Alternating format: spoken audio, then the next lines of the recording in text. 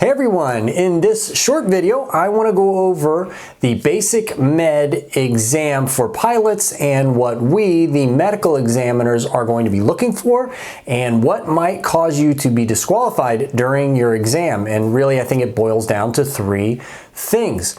So this video is not going to be all about the basic med and what it is. So what it is essentially is an easier way, a less arduous way for pilots of certain small planes to be able to fly without going through the FAA medical certificate process.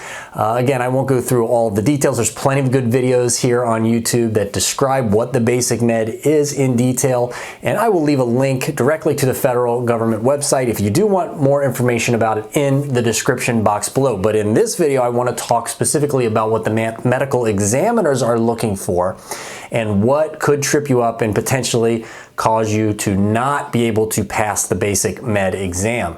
So first things first, the point of the basic med exam, like the DOT physical and any other exam for safety sensitive participants, the point of the exam is not to find every little thing that you have medically wrong with you and diagnose it and try to figure out the treatment for it, like would be if you were just having a regular physical with your primary physician. That's not the point of these exams. The point of these exams is to make sure that you are safe to be able to operate that piece of machinery, in this case, a light plane.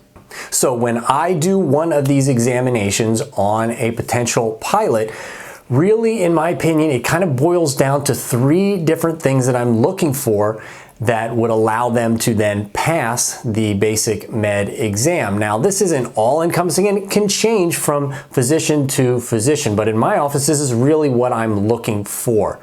So number one on that list, and I think the most important thing on that list, is are you at any risk for losing consciousness or becoming incapacitated while you are operating that? Obviously, that would be a catastrophic situation. If you've got other passengers in the plane, or if you crash the plane, it could be a very disastrous situation. Thousands or millions of dollars of damage and lost lives, etc. So are you going to lose consciousness? So think of things like history of epilepsy, seizures, cardiovascular conditions that could potentially cause a stroke, very high blood pressure that is not controlled correctly, diabetes that's not controlled correctly. Things like this, sleep apnea that's not controlled correctly could potentially lead for you being tired and passing out while you are flying. So losing consciousness, if we think that there is a risk for you losing consciousness, that is going to be a big red flag. In my opinion, that's the number one thing that we are trying to rule out.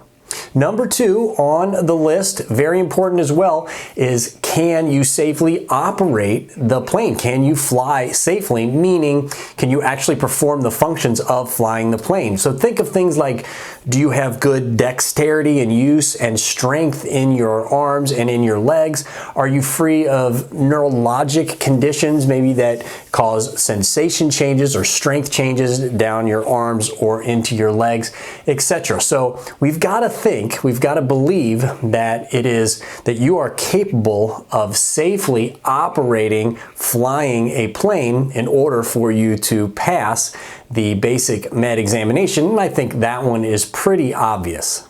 And number three, in my opinion, and something that I look for very closely when someone comes in to get their basic med done in my office, is do you have any mental disorders, any mental health conditions that would cause you to not be able to handle a potentially stressful situation if it comes up? So let's say, God forbid, something happens while you are flying and you need to critically think about how to fix whatever problem is going on or correct whatever issue is going on so that, again, you can safely operate and potentially land the plane. So if something happens mid-air, Are you going to stress out, freak out, not be able to handle the situation? Or are you going to be able to stay calm and problem solve and think your way through the situation and resolve it in a safe manner? So mental health is also